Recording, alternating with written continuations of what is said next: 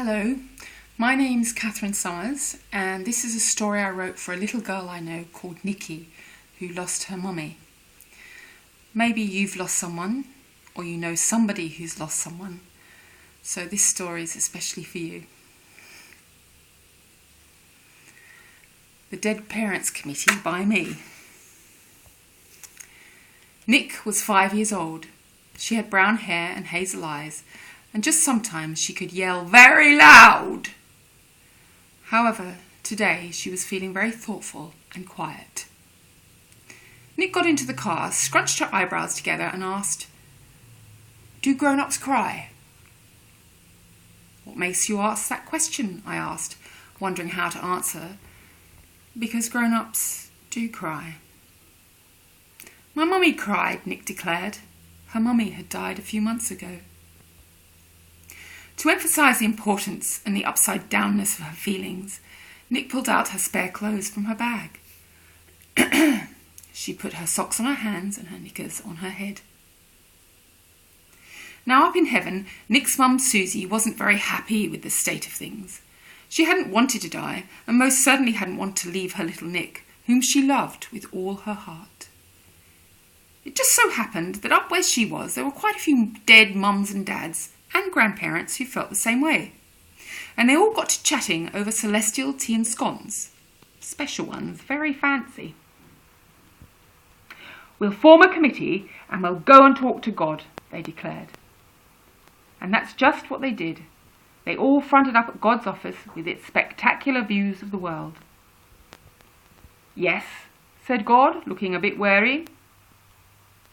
"We formed a committee and we've got a complaint," Susie replied, with what could be described as very firm eye contact. "Oh," sighed God, fiddling with his bow tie. He didn't much care for committees or complaints. Humans, he knew, complained an awful lot. Most of the time, in fact. "We want to know why we had to die and get taken away from our children, and we want to go back right now." "Oh dear me," said God. "Let me explain. You see, some people have short lives and other people have long lives, just as some people are sad and sometimes people are happy, just as some people are rich and some people are poor. Some people are sick, some people are healthy. Everything must balance out in the end. That is the grand order of things. The GOOT. If this were to go out of balance, why, there would be utter catastrophe. But that's not fair." "I know," God agreed in his all-knowing and all-seeing voice. "Life on earth isn't fair." He shook his head. "I'm very sorry, but you can't go messing around with the grand order of things. Just think of the chaos, the paperwork." The DPC, the Dead Parents Committee, weren't at all pleased with this answer, but there was no arguing with God or the GOOT.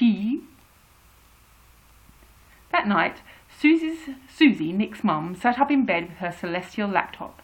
She had a plan and she put it to the DPC straight away the next morning.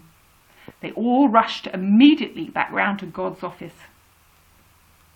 "Ah, hello again," said God, lacking real enthusiasm. "What can I help you with today?" "Well," said Susie, "we know we can't go back, so we wondered if you could organise a few things for our children." Susie showed God her plan. Replied God, looking at her celestial laptop. 1. That all through their lives the children have special people pop up to help and love them. It might be a teacher, a grandparent, an auntie, an uncle, a niece, a nephew, a girlfriend or boyfriend, or just a friend. 2.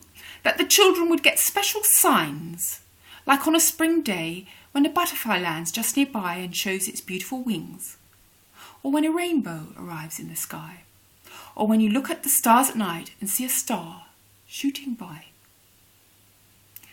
3. That their parents' love, once given to that child, no matter how old they were, would always exist and could never be taken away or destroyed by anyone, even if it seemed like that love was invisible to the child. God looked at the list and he looked at the parents' faces. "We'd like you to sign this," added Susie, boldly handing God her green biro.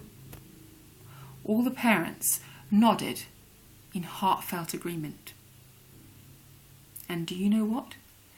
God agreed and signed the paper straight away.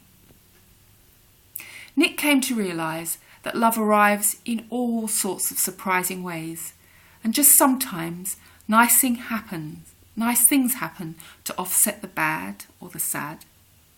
Nick knew that often these things happened because it was the Dead Parents Committee organising things from heaven. Which is probably how you came to hear this story.